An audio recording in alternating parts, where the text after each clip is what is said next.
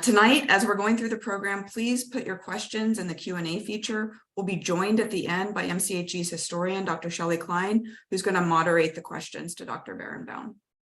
So now it's really my distinct pleasure to introduce Dr. Michael Berenbaum, who is the man with the most incredible resume, and we're so pleased to have him with us tonight. He's a longtime friend of MCHE. Michael is the director of the Siggy Ziering Institute and professor of Jewish Studies at American Jewish University. He's a prolific writer, author, and editor of 20 books. He was the project director overseeing the creation of the United States Holocaust Memorial Museum and served as the first director of its research institute. He's also been the president and CEO of the Survivors of the Shoah Visual History Foundation. And our most recent interactions with Michael is that he is one of the curators of the exhibition Auschwitz, Not Long Ago, Not Far Away. So we were pleased to host him last year, a little longer than last year, in Kansas City. And so pleased to have him back because, as I understand it, you must be a very busy man, as the exhibit is opening again this week, just outside your own back door at the Reagan Library. Thank you very much, Jessica. I'm busier than you can imagine because I am en route to Auschwitz today because I'm taking 10 attorney generals of the United States to Auschwitz as part of their study of anti-Semitism, since attorney generals have to reinforce the legal system in the prosecution of hate and have to reinforce our sense of justice. So I will be in Auschwitz on Wednesday and then go back for the opening in Los Angeles, actually in Simi Valley outside of Los Angeles. And I want to say that I enjoyed enormously the privilege of working with you and your colleagues, most especially with Shelley. We did a program for Bank of America, half-an-hour film on the exhibition.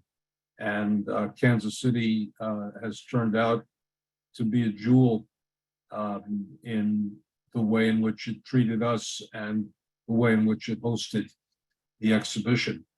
I want to do three things very quickly tonight dealing with Greek Jewry. I want to give you an overall history of Greek Jewry. Then I want to talk about two very specific instances where the experience of Greek Jews was incredibly unique and tells us something very distinct about the Holocaust. And then I want to play a very brief film from the Auschwitz exhibition that some of you have seen in Kansas City, which is on the Zunda Commando and most especially on the Greek Zunda Commando. So let me first talk historically and give you a general background. During the first year of World War II, Greece tried to maintain a policy of neutrality, but to little avail. Italy invaded Greece from Albania in October 1940, but fierce Greece resistance forced Mussolini's army back into Albania, where the battlefront stalemated for the winter. On April 6, 1941, Germany and its Axis ally Bulgaria, keep in mind Bulgaria because we're going to hear something about that, important, invaded Greece in what we now know was an unwanted diversion from the previously planned invasion of the Soviet Union that was to follow in June. Unable to resist the Axis onslaught, Greece surrendered and was divided into three zones of occupation. Bulgaria controlled Thrace, Italy occupied central and southern Greece, as well as the capital Athens, and the Germans held the region around Salonika, the main Jewish population center in northern Greece, as well as the western and central parts of Crete. The Jews were treated differently in each zone of occupation. The Jews in Salonika were overwhelmingly Sephardic, tracing their origin to Spain, speaking Ladino rather than Yiddish. Ladino is the Judaic Spanish language common to many Sephardic Jews that functioned in a manner that was comparable to Yiddish among Eastern European Jews. The fact that they spoke Ladino and not Yiddish was to prove significant in their experience of Auschwitz, because if you listen to Greek testimonies, they had no common language with most of the other prisoners, and because they had no common language with most of the other prisoners, their depictions of Auschwitz are enormously visual because they did not get auditory signals. Those of you who read Elie Wiesel's Night understand that auditory signals, verbal signals, could be enormously helpful. For example, on the train, Wiesel was asked, "How old are you?" And he said, 16. And the man said, 18. He said, "I'm only 16, say 18.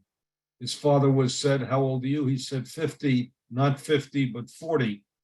And that signaled that people between 18 and 40 were most likely to survive. The Greeks had no comparable experience. As in France, the fate of the Jewish community in Greece differed by region of occupation. Jews in general under Italian occupation were better off than the counterparts under German or Bulgarian occupation. Italian military commanders just did not respond to German requests to implement the final solution to the Jewish question.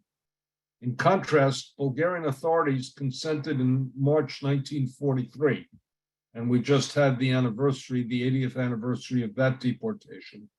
They consented to the deportation of Jews from Thrace and from Macedonia. And those Jews were shipped to Treblinka, where all died, none returned. And essentially only then did the Bulgarian population begin to revolt when they tried to deport Bulgarian Jews, and we'll talk about that in a moment. The Bulgarians provided the boxcars for transport, and they played a direct role in deportation.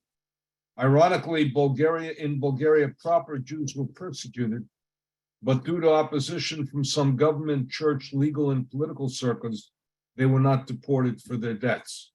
Bulgaria itself likes to portray itself as the great rescuer of its 50,000 Jews, but it only rescued the Jews after its hands were red with blood of the Jews of Salonika and the Jews of Thrace, the Jews of Macedonia and the Jews of Thrace.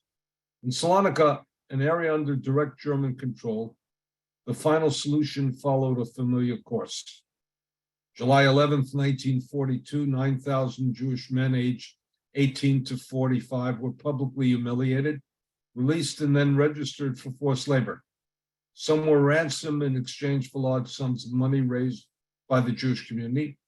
In February 1943, the Jews of Salonika were concentrated in two ghettos, one in the east and one in the western Baron-Hirsch section of the city near the railroad station.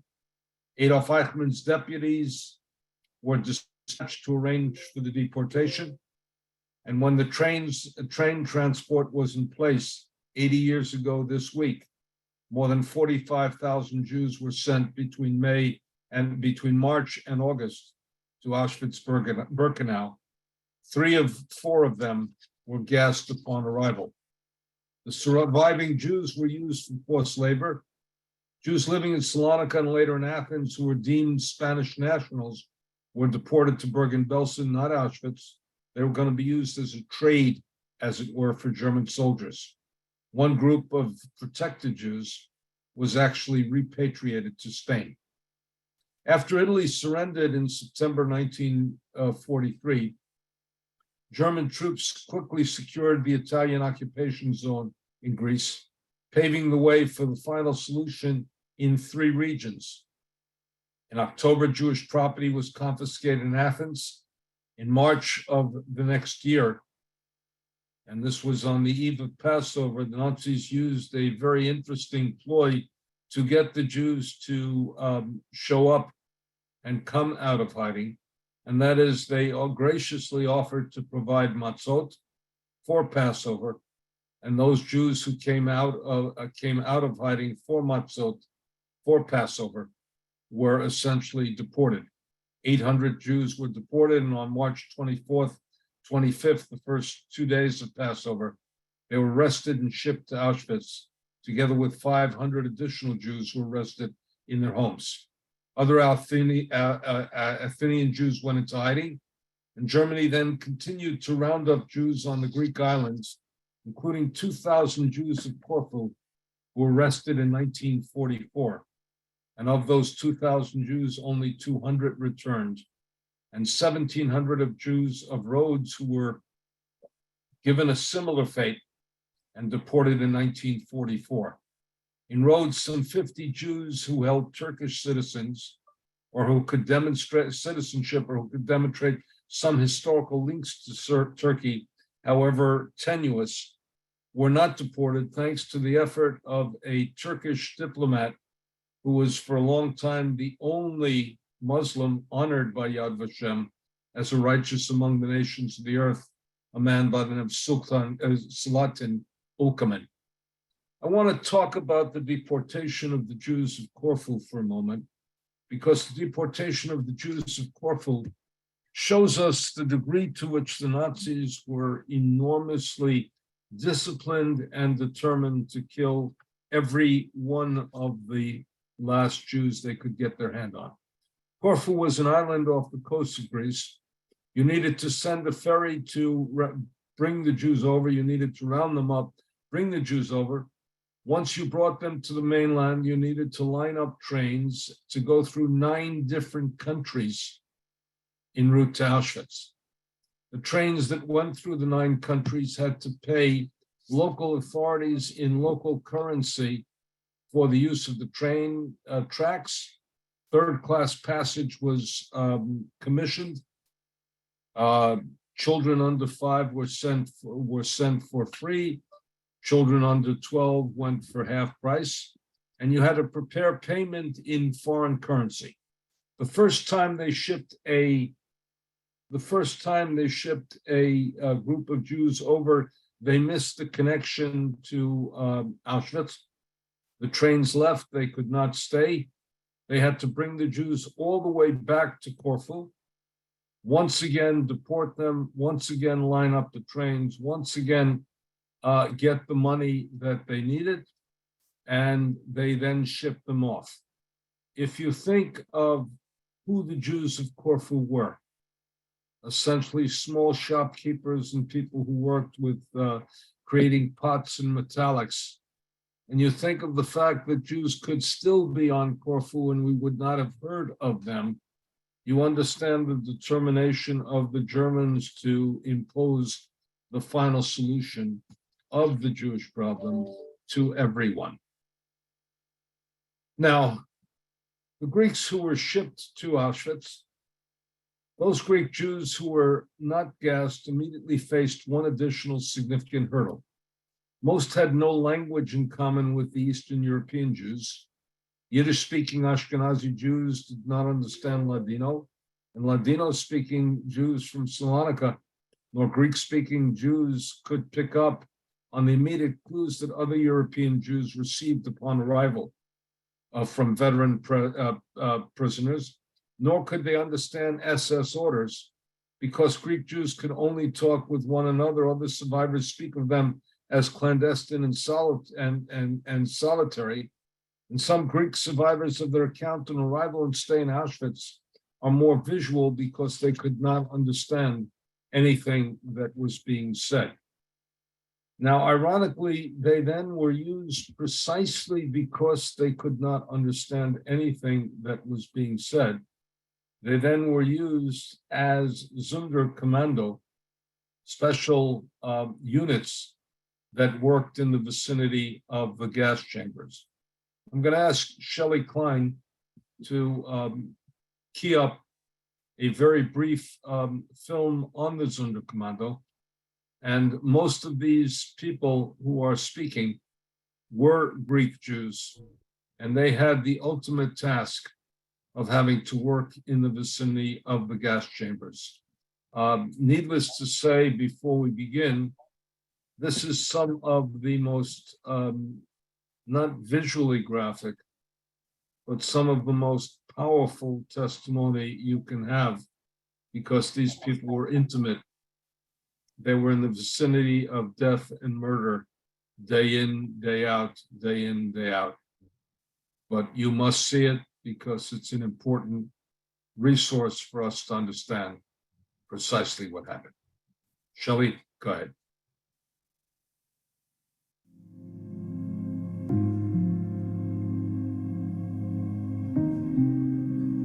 I see a wagon with dead bodies being rolled to the crematorium. I take a look. 3 of my cousins are all on the wagon, and I look at them, and they looked at me, says to me, "We are in the Zunda Commando, and we are burying the dead." We didn't have no idea about the crematoriums.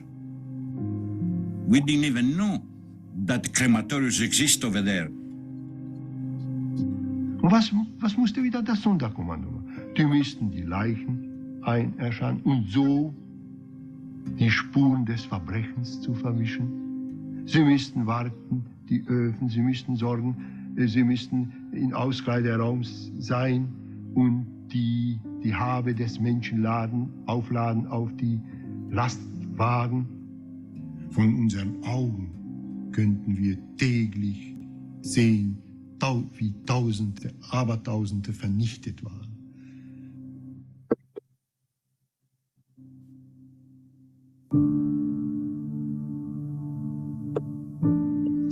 Ich glaube, dass man kann ja nicht sprechen von denen, dass die Leute, die Menschen, die gekommen sind, dass sie wie Schafen hereingegangen, wie man das vielmal hört. Wie Schafen sollten sie hereingehen. Das ganze Terrain war abgezäumt von SS-Waffen. Die Hunde bellten. Maschinengewehre waren da. Und da sprach wieder zu ihnen Hössler: Menschen, zieht euch aus. Ihr müsst doch desinfiziert sein. Heute ist doch ein Krieg. Und wenn ihr nicht desinfiziert, wird es nicht sein. Da kann es ihr nicht als Arbeitsgruppe eingeteilt sein. Und wer nicht arbeitet, kann nicht in diesem Krieg leben. Also was wollt ihr Menschen? Wollt ihr denn leben? So hat er wieder zu den Menschen gesprochen. The transports from Hungary were coming in one after the other. The SS was standing around and directed them to a big chamber. The chambers were standing in front of my eyes, huge. It had numbers with hooks and also a lot of benches. The Germans were telling them not to forget their numbers, because when they come out, they can find a place. They're undressed, and next to a hallway, there was the guest chamber. They were all marched in there, and the steel doors were closed, and the cyclone was put up on the roof to the chimneys. After they closed the door, I could hear the people, voices, crying and screaming. And you could hear, Shema Israel, Adonai Eloheinu. They were calling God. And these voices still in my ears. It couldn't take more than 15, 20 minutes. And the doors were up and up. It's like a pile fell out because they all piled towards the door, climbing on each other. And then a certain amount of people from our commando were taking them out one by one and putting them next to an elevator, going up one floor. And on top, there was another commando taking them off the elevator and laying them out on the floor in both sides of the ovens. And one man on either side went out with a pair of pliers. We used to call them the dentists. And they were pulling out the gold teeth. This was going down day and night on the 12-hour shifts. And then the ovens didn't even have a chance to cool off. The ashes were taken out outside with steel wheelbarrows. They dumped us in the river. Not a question how you feel. I had no choice. I didn't know what tomorrow was going to bring. I said to myself, I am a robot, and I did just this to my mind. And I said, from now on, close your eyes and do whatever is to be done without asking too much. I didn't know what I was doing. We had an upstairs on the crematorium, upstairs. Were nice, bunkers to sleep. Wasn't bad for us. We had good clothing, our clothing weren't the one with like the camp. We would take a jacket from the people that were coming, and we had a jacket and a shirt. And so the problem with the Zonde Commando is not that when we were there, the things that the food or the clothing is the inside of your soul. This is where our problem was. Wir haben sich nämlich vielmal gefragt, was ist in diesem Moment wichtiger? Diese tausende Menschen, die wir nicht helfen können, oder das Leben von hunderte Zeugen, die noch heute leben, vielleicht morgen leben würden. Und die könnten da einmal die Welt berichten, was da geschehen würde. Über diese Frage haben wir uns vielmal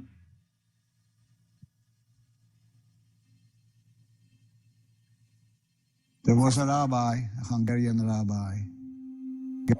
I think he was really delirious. He took it upon himself to throw every child into the fire. And his job was going back and forth, picking out children, saying the prayer of death for every child, kissed every child, and threw it in the fire. When I walk through a mall today and I hear a child cry, my blood curdles. I cannot stand it. A grown person don't bother me, but when I hear a child cry, it tears me up.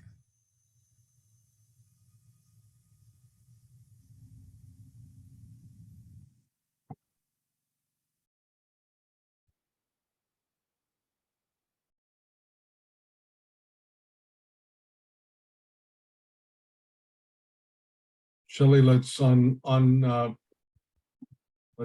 share your screen, which you've just done. Let me point out one historical thing there.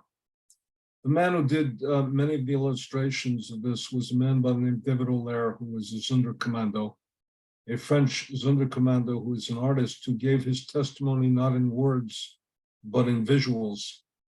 And I hope some of you picked up one enormously important detail in an image that he provided of the gas chamber. It was actually crematoria B3. And if you looked at what was provided in crematoria B3, there was a picture of a Red Cross truck. Obviously not a real Red Cross truck belonging to the Red Cross, but a Red Cross truck employed by the Nazis. And the reason they employed it was part of the enormous deception. What did the Red Cross truck do at the crematoria? It was the means by which the Zyklon B pellets were brought to the camp, to the gas chamber. And once you see a Red Cross truck, you presume, one, that help is on the way, and two, that you're about to be saved, as it were, and cared for in a very deep way. So this was an important modality of deception. And it also was a mode of deception to the, what shall we say, it was also a mode of deception to the Germans themselves, who wanted to presume that these killings were medicalized killings designed to remove the cancer on German society, namely the Jews. Let's go back now to Greece and talk about the unique situation of the victimization of Greek Jews by Bulgarians. Bulgaria is intriguing because Bulgaria agreed to deport 20,000 Jews, but it only had 11,000 Jews under its occupation. It had been given areas of Thrace and northern Macedonia, and it had 11,344 Jews under its control during occupation. It deported all 11,344 Jews to Treblinka. None returned, And that had enormous implications afterwards for the Macedonian Jews who had survived in hiding because they never heard anything about what happened in Treblinka for a year or more, because Treblinka was not known. It had only 67 known survivors from the entire camp, so it was unlike Auschwitz. And they had to presume that somebody might return every time there was a knock on the door. They presumed that somebody was returning for them, and only then did they understand the futility of what was involved. When it came to Bulgarian citizens, all of a sudden civic society in Bulgaria began to erupt. Lawyers who had served in the legal community and had turned a blind eye to the first deportations protested. Parliamentarians protested. There's a famous story of a Catholic bishop who came to see the Jews awaiting deportation. And the German soldiers said, actually Bulgarian soldier said, you can go no further. And he said to him, tries to stop me, young man. He said, I don't believe you have the authority to execute a bishop of the church. And he sat with the Jews and sat on the railroad tracks and said, we will not deport them. And all of a sudden, government policy changed dramatically, precisely because there was a civic eruption. This underscores the notion of citizenship and the degree to which citizenship counts and assisted in the survival of Bulgarian Jews. So 50,000 Bulgarian Jews survived, and they were not deported, but only after they had deported 11,344 Jews to Treblinka. One other interesting element of this is one of the people who stopped the road to the king of Bulgaria and said that your future place in heaven would be denied you if you agreed to deportation of Jews. One of the people involved was the man who became Pope John the 23rd and now Saint John the 23rd of the Roman Catholic Church. So this is an enormously important issue and quite pronounced. Let me talk for a moment also about loss. When somebody says we do not know what was lost in the Holocaust, let's imagine this, that one of the very few survivors from Salonika was the father and the woman who became the mother of the doctor who was the CEO of Pfizer, which developed the first successful vaccine to COVID. And again, when he was honored with the Jewish Genius Award and given $1 million prize, the first thing he did was to donate it to the museum in Salonika. But imagine what talent was lost in these types of deportation from Greece. Let me take some questions that have been given, and Shelley, why don't you come in and ask some of the questions, and we'll go from there. I've also had the very unusual thing because the only person I've been able to see during this period of time was me. And I'm happy to see another face on the screen because it's very unusual to spend 40, 45 minutes talking to myself. But my wife might disagree with that characterization. No, I absolutely know what you mean. Whenever I'm doing a presentation this way as well, it always seems you're so used to a crowd of faces, and then when it's just you, it's a little bit difficult in some ways. It's really a pleasure to be back here with you, Michael. So thank you for doing this, and especially if I'm not sure where in the world you are at this moment, but fitting it in the midst of your other work. We're very grateful. Let me say that Kansas City is lucky to have the leadership it has of the Midwest Holocaust Education Center. Well, thank you. Absolutely lucky, and I can tell you because I work with people from all over the world, and Kansas City is a small gem. Well, that means so much coming from you. And not too bad at football. That's right. That's right. Well, I have a few questions here. A few people have asked if you could maybe say a little bit about the Jewish community in Greece prior to the Holocaust. We have one question specifically asking about, the history of the Jewish community in Greece in general. Obviously, we don't have time for a pre-modern lecture, but if you could maybe just say a little bit about the beginnings of that community and then what it looked like in the years directly prior to the Holocaust. Let's begin by saying something that in essence, there was a dramatic division between the Jews of Athens and Jews of Salonika. Salonika was so Jewish a city that up until World War I, the ports of Salonika were closed on Shabbat. Only the exigencies of the war made it that the ports were open on Shabbat because Jews there were stevedores and porters, and they did not work on Shabbat. Salonika was called the Jerusalem of the Balkans and was deeply respected for its piety, its learning, and its contribution to scholarship and Jewish life. And it was a distinct community that had traced its roots to the Spanish Inquisition and to the Spanish expulsion. Now think of this, that the Sultan of Turkey, the head of the Ottoman Empire, did something quite remarkable during the Spanish expulsion. He said, the King of Spain is getting rid of all of this talent. I am going to invite this talent into my country, into my empire, and they are going to help me let the empire prosper. The Jews who came from Spain brought the printing press. The Jews who came from Spain brought steel.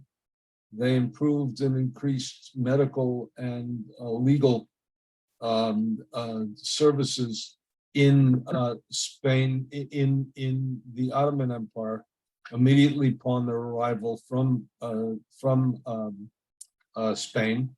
And one of the incredible artifacts of this region is the Sarajevo Haggadah, as we're approaching Passover. Sarajevo Haggadah was written in 1350. It's and if you look at it, and I own a facsimile of it, if you look at it, you have a very intriguing thing because it has a picture of a globe as round, as early as 1350. And it accompanied, in a very real way, it accompanied the Jews. It ended up leaving Spain in 1492, ended up going to Italy, and then going through the Ottoman Empire, ultimately ended up in Sarajevo, survived the war in Sarajevo during World War I, survived the war in the Nazi conquest of Sarajevo during World War II, in which it was hidden under the crib of the child who was the head of the museum in Sarajevo. And then it was saved by Muslims during the siege of Sarajevo as part of the Balkans War. And it's enormous tribute to the duration and the power and duration of it. So you have to think of Salonika as an enormously traditional community. It has one great secret that they don't like to talk about, which it was the scene of some of the most important moments of the false Messiah, Shabtai Tzvi, or to use Gershon Sholom's term, the mystical Messiah, Shabtai Tzvi, who is the scandal of 17th century Central European Jewry and even throughout the Ottoman Empire, because of the attraction that Jews had to the Messianic movement, which ironically was also the precursor of an activist Messianic tradition that led in its secular form to Zionism. one other thing about this area was undergoing tremendous secularization because the French had Alliance schools that were beginning to educate Jewish children in the means and modality of emancipation. So it was undergoing a transformation. And the last point I want to make on the history of this area is that Yiddish is being preserved by ultra-Orthodox Jews in the world who still speak Yiddish as a native tongue. It's also being preserved by any number of young Jews who are now interested in going back to their roots in a very real way. We are swiftly approaching the last of the native Ladino speakers. With all of that music, with all of that literature, with all of that sound, and with all of that deep and profound form of Jewishness. So in one sense, you may say that the Nazis and their allies succeeded in eliminating the Jewish language, Ladino, in all of its manifestations. And it's the hope that there will be some who become infatuated with Ladino and begin to approach this world and preserve it for us. Let's take other questions. I'll be briefer. We certainly have time. What about the very immediate, like the years leading up to World War II? Were there, what did the Jewish community look like specifically in that time, as compared to what we maybe think of the Jewish experience in Western Europe, Northern Europe? Well, look, the Jews in Salonika were deeply traditional. There were enormous number of synagogues. There are also, I ironically in 1977 got stuck in Salonika by a snowstorm, and Salonika gets a snowstorm every 10 or 20 years, so they had no snow plows. So I was traveling through Salonika expecting to spend one day and spent 7 until the snow began to melt. And you saw all of these synagogues with all of their enormous decorations. Athens was much more of a cosmopolitan city, much less of a traditional city, going through the type of general assimilation that was happening in post-emancipation Western Europe. Salonika, you must compare to the intense Jewish communities of Eastern Europe that were also undergoing their own secularization, but the modality, the means of operation was traditional and religious.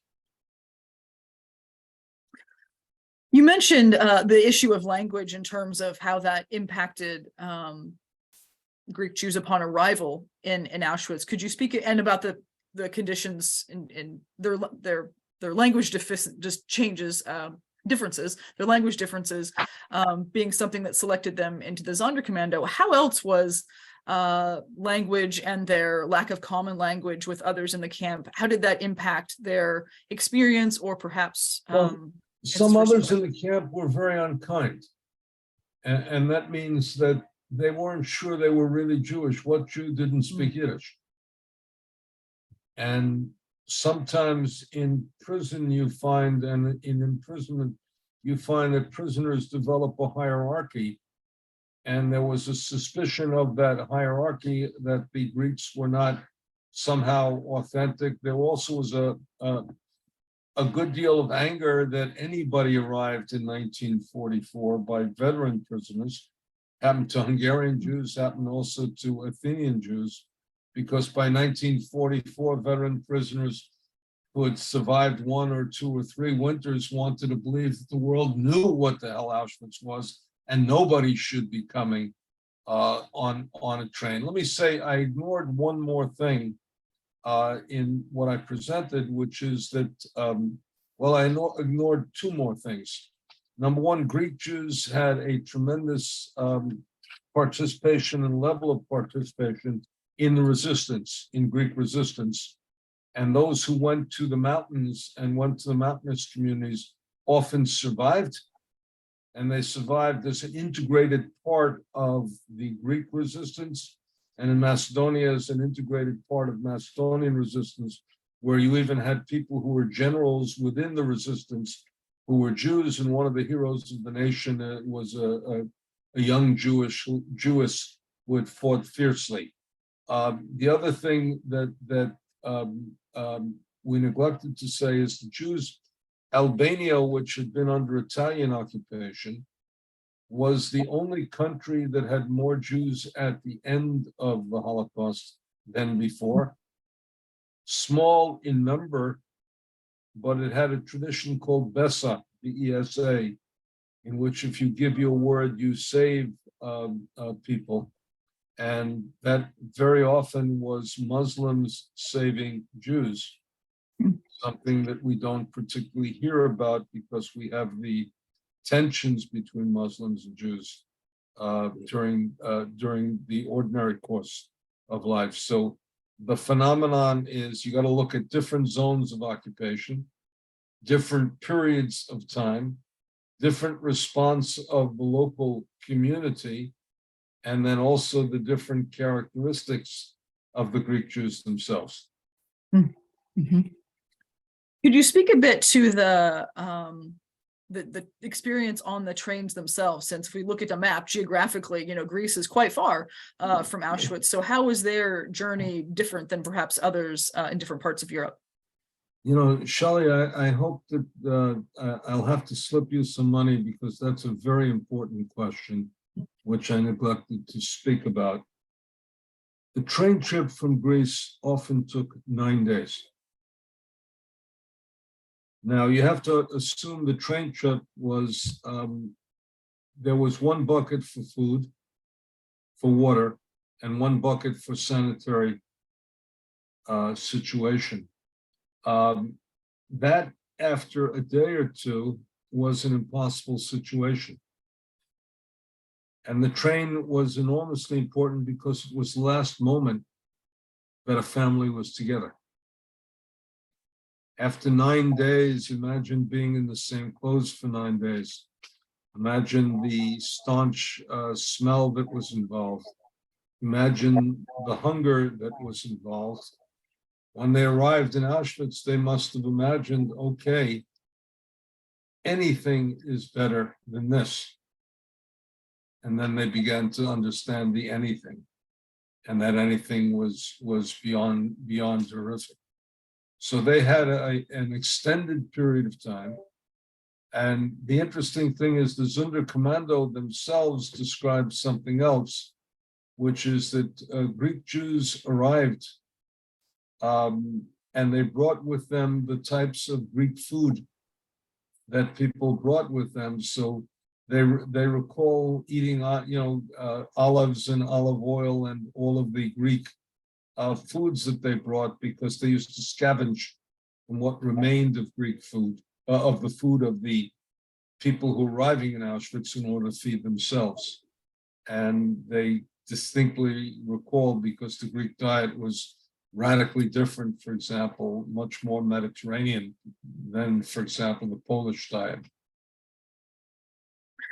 Yeah, I hadn't thought about the foods that then people might encounter left over, especially the Zonde Commando. We have a question about the Zonde Commando in asking, with the testimonies that we do have, that those that survived, what commonalities do we see among the testimonies of these men who survived? Well, you have to understand something, that many of the Greek Zunda Commando who survived were relatives. Hmm. There are 3 or 4 brothers who were there. Dario Gabai, for example, was related to each of the other Zunda Commando he worked with.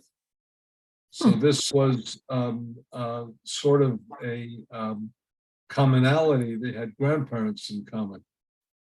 They were cousins. They had parents in common. They were brothers. They had known each other from neighborhood and everything else. What's intriguing about the Zunda Commando themselves is that they used the word, and we heard it in Dario Gabai's testimony, they became robots. Mm-hmm. They essentially could no longer function in the fullness of their humanity. Instead, they had to narrow and put one foot ahead of the other. And they went through this almost as if they were in a constant state of shock. Yeah, just looking from the images that David Allaire has given us, I mean, that is such an interesting glimpse into the horror of what was their daily life. Well, the horror was so great that they were almost taboo. Meaning even the Germans left them alone, even the Nazis left them alone because they had been, as it were, contaminated with death. And they were behind a place where they had no contact with other Jewish prisoners except the ones who were about to die.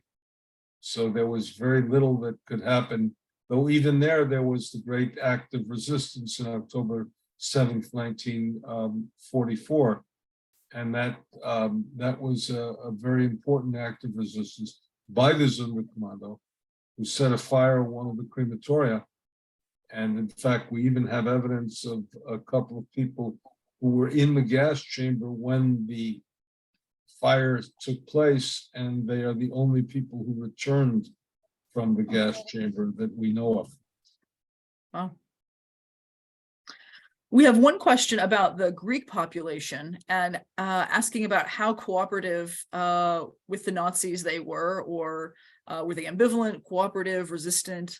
The answer to that is some were and some weren't. There was a very strong resistance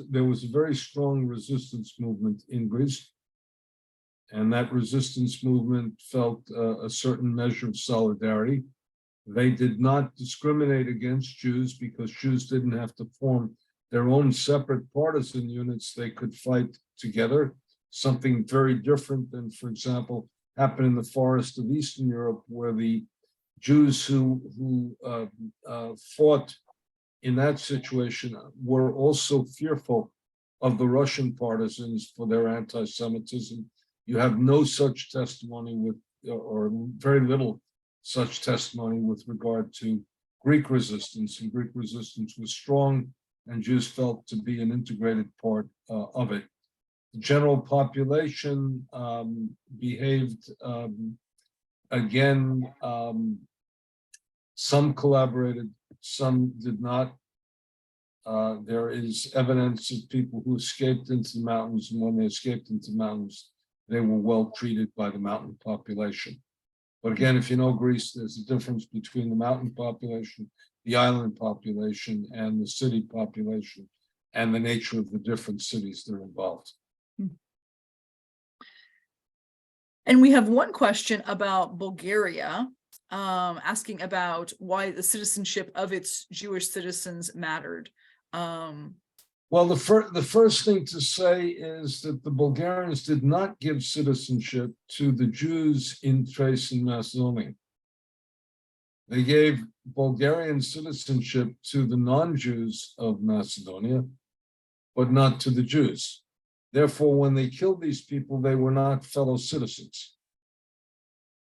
It's a question of how much you keep the person as the other, and what rights you give and what rights you have accorded with the rights of citizenship. And in this case, civil society was better than the leadership of Bulgaria. And look, we are dealing in a world in which it's essential how civil society behaves. Absolutely. Let's look at a non-Holocaust case. What happens, for example, after the Tree of Life situation occurred? After those murders, the community came together. Priests were there. Ministers were there. Imams were there. 90-year-old Mrs. Rogers, whose husband was one of the great moral educators of the generation. This was his neighborhood. He came out, and even, and this is extraordinary, the police chief was there, the district attorney was there, the governor was there, the mayor was there. All of the people showed up, and even in this case, you had a contribution of $250,000 by the Muslim community in Pittsburgh saying that the civil society held. One of the things we have to be very, very careful about in America and anywhere is that civil society is a defense against the extreme elements of tyranny. And in Bulgaria, the question is, why did it work? It worked when they were citizens, not before. Strangers you can deport, but not one of our own. And in fact, you can hear this linguistically. The Danes will tell you, we regard the Danes who saved the Jews as heroic. They say we didn't do anything heroic. We merely treated our fellow citizens the way you treat a fellow citizen when a hostile occupying enemy comes to destroy them. The great moral accomplishment in Denmark is that they consider Jews fellow Danes. In Poland, where ethnicity, Poland linguistically divided Poles and Jews, even though Jews had lived in Poland for 700 years. So that's part of what makes citizenship count. And think of that as a concept that citizen confers a mutuality of obligation and also a sense of collective comradeship. And that's one of the reasons some people don't want to give citizenship to people they regard as other. And I think that, you know, perfectly ties into the last question I have for you, which is, given the rise of nationalism and neo-fascism worldwide, including in the US, what is the relevance of the Greek story today, and how can our second and third generation survivors best put these lessons to use? Let me begin in the broader sense. I increasingly wish that I were thoroughly irrelevant. I want to live in a world in which what I study is condemned to the past